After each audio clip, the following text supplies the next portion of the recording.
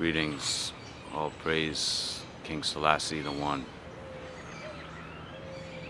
So all this talk about national interest, sometimes referred to as national security, is protection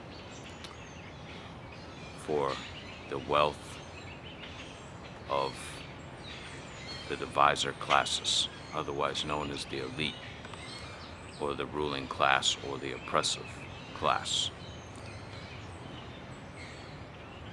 Obviously, this is the excuse that is given anytime any major bills are set to pass.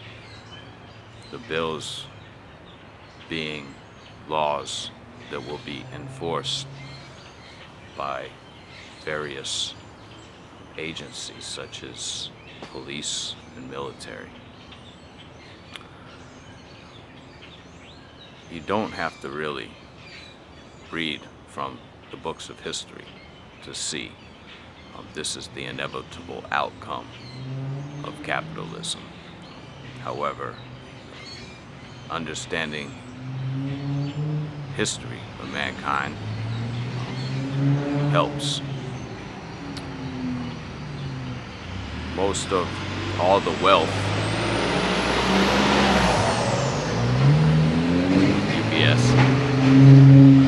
most of all the wealth generated has come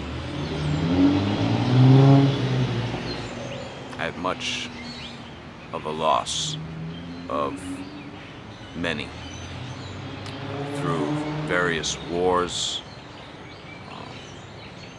deprivation, incarceration,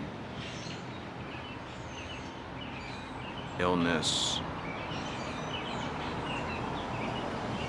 defecation of others' reputation. And so it has not been generated by any just means.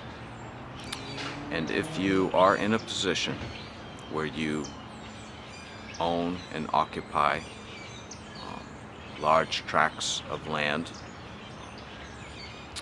containing vital resources, whereas most of the rest of the world suffers because of lack of those necessary needs, you will probably come to the conclusion that you have to protect yourself and your assets, hence your interests. Now, when we talk about nation, what are we really talking about? We're talking about the law within that nation.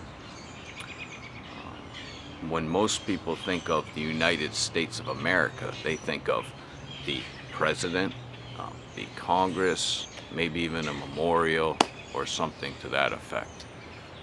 Very little do people think about the Colorado Rockies, the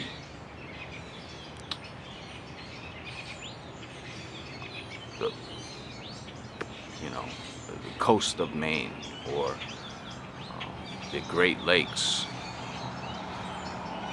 People have a conception of America as being a land of the free because that's what the propaganda has told them. Nationalism has worked in favor of the divisor classes. Even wars have been led so that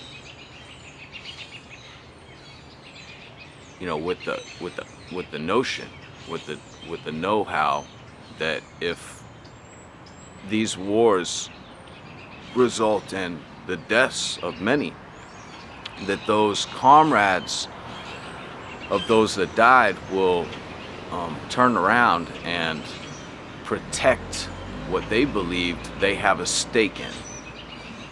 They believe that because of the result of the war, the propagandists told them that they're headed towards the promised land and not actually to hell. And so they believe that they have a stake in you know, being there, and it's rightfully theirs. They fought the war, and that's totally overstandable. You know, obviously, if somebody puts their life on the line, you know, they deserve some kind of a reward, and this reward comes in their knowing that because they put their life on the line, everyone else around them is in a better place, which evidently is not the case. Certainly it is for a few, we've established that, but for the majority of people, people are living in fear. And I believe fear is the enemy of freedom. That if you are living in fear, you are not free. If you are free, you are not living in fear. And so, what